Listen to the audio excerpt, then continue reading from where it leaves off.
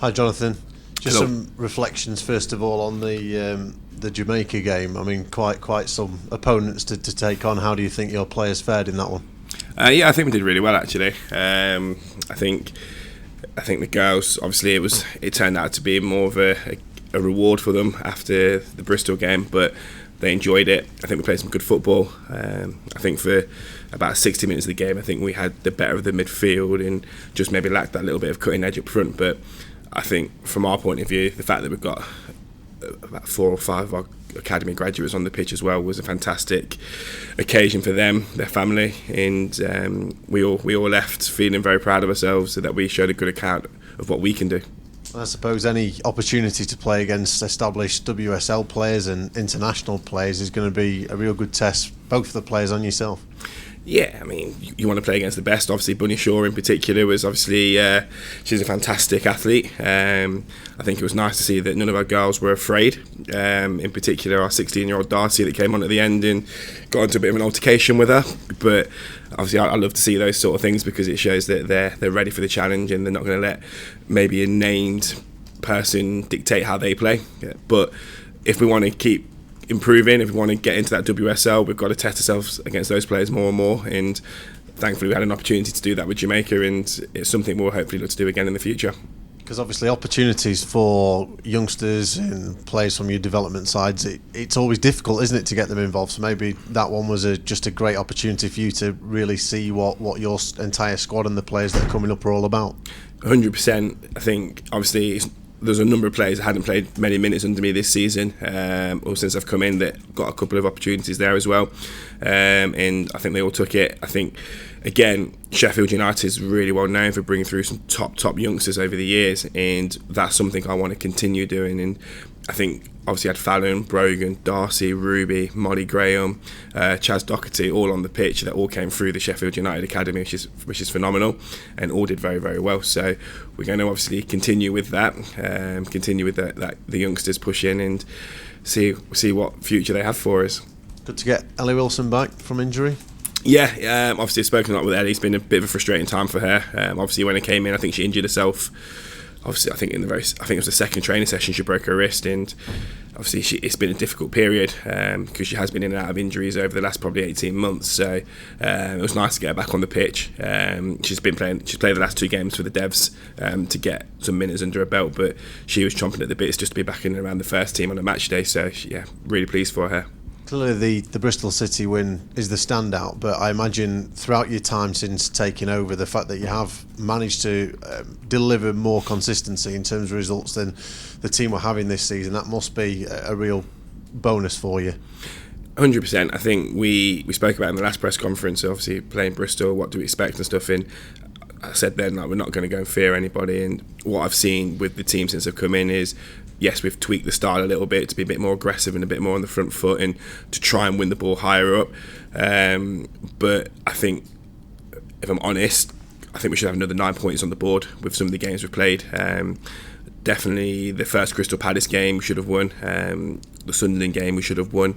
And I think the Lewis game as well we should have won. And for me, they were 9 points dropped down to maybe more individual errors. But as a team, we were showing a high level of consistency and that they had adapted to the way I wanted to play. And I think I said, obviously, we'll seem to play our best against the best teams, which is great because obviously it was a fantastic occasion to beat Bristol and open up the championship title, and also to secure championship safety through winning rather than relying on Coventry losing makes it an even better feeling.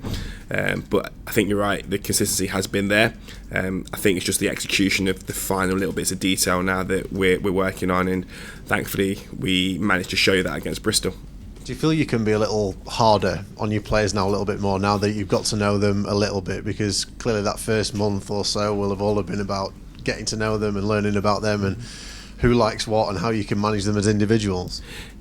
Yeah, I think when I came in, one of the first things I said to them is I'm quite a direct-natured coach. They'll never guess what I'm thinking. It's just literally like I say what I think and I do what I say, so to speak. And so I think they got used to that quite quickly, which I think helped a lot of the girls understand where they were in my thoughts, where they were within the club's thoughts as well, and what to improve on to help us build that consistency. And as as time has gone by, it has allowed me to get a little bit more animated with them, to really highlight the common mistakes that we were making, that we needed to sort of eradicate out of our performances. And I think the Lewis game, people don't know, but I kept the girls in for an hour after the game, just going through footage and literally just talking about how these individual errors is what cost us the game, not through Lewis playing anything particularly great.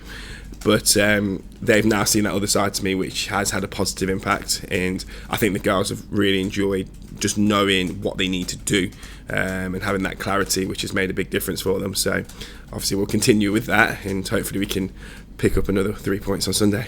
Clearly, from what you're saying, you're thinking a lot beyond just staying in the Championship. But now the fact that is confirmed, what are these last 3 games all about for you?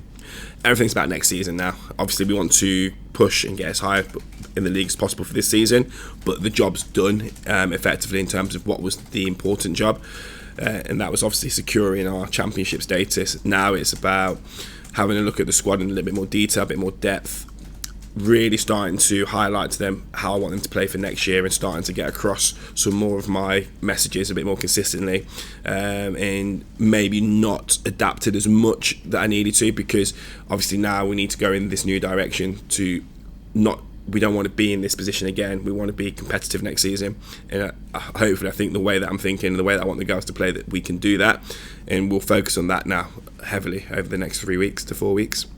Where are you at in your kind of thinking in terms of the squad makeup next year? And the second part of that is how much is up in the air in terms of what you're going to be able to do this summer?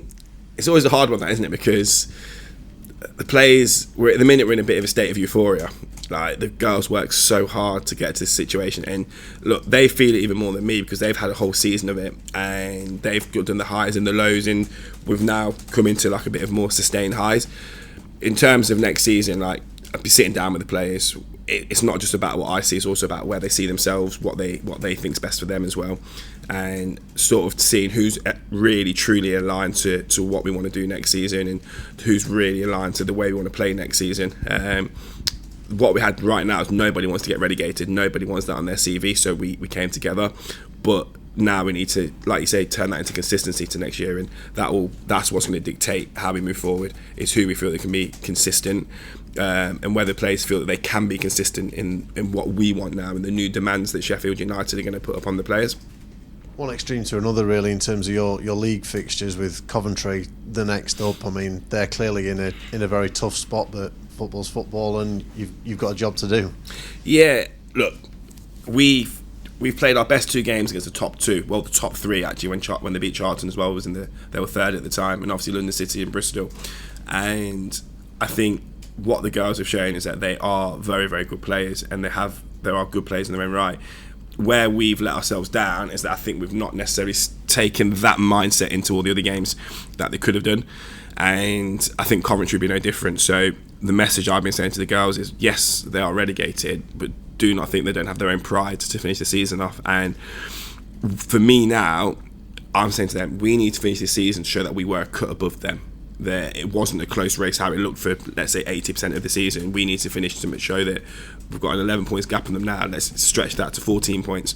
And that's something that I'm really, really passionate about, because it's easy to then like switch off, but then we will take that into next season. So everything we do now is to be professional and switched on, so we can take that mindset into next season instead.